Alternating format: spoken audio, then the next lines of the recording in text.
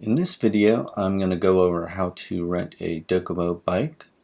You can find one of these red bikes pretty much throughout a lot of major cities in Japan.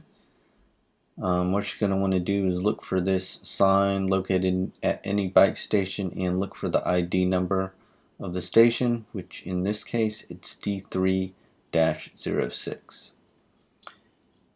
Now you're going to want to go ahead and register. I'll leave a separate video on showing you how to do that.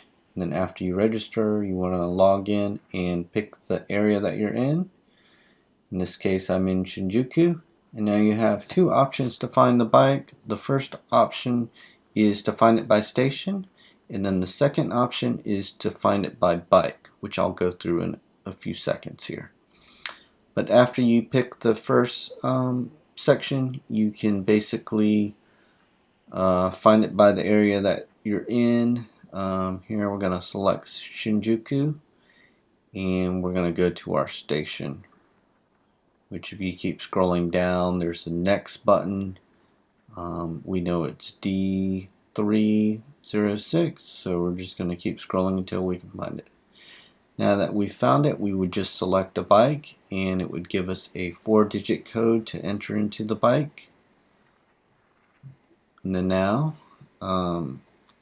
we can go back to the first screen and find a bike via the bike identification code, which you can find at the very back of the bike. And you can see here on the back of the bike you'll have the bike ID code. It's a red and white sticker here, and you would basically enter that in. It would find the bike and give you a pin pass, 4-digit pin pass. You enter that in, and once it's unlocked, you'll see this little tab on the kickstand that you're going to want to kick so you can flip up the kickstand, and you're pretty much ready to go. So you'll see on the right hand side you've got the gear shifter. It's a 3-gear. It's pretty easy to use, and you've got a little bell there, and on the left hand side you've got your power module. As you can see, we've got 16% left on the battery here, and then you have your up and down arrow keys. These are basically for your level of electric motor that you want, higher or lower.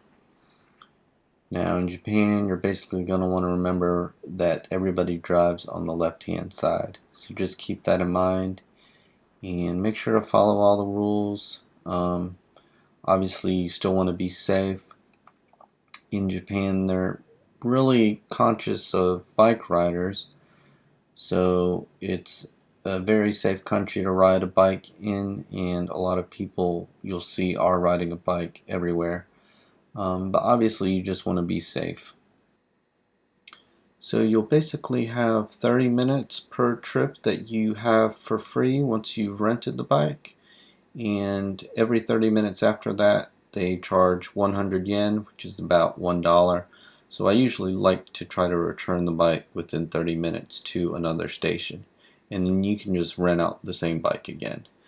To return it, you just flip this little switch on the back, and you'll see the screen says locking. Hit the enter button and you'll see it says return. Then just hit the enter button again.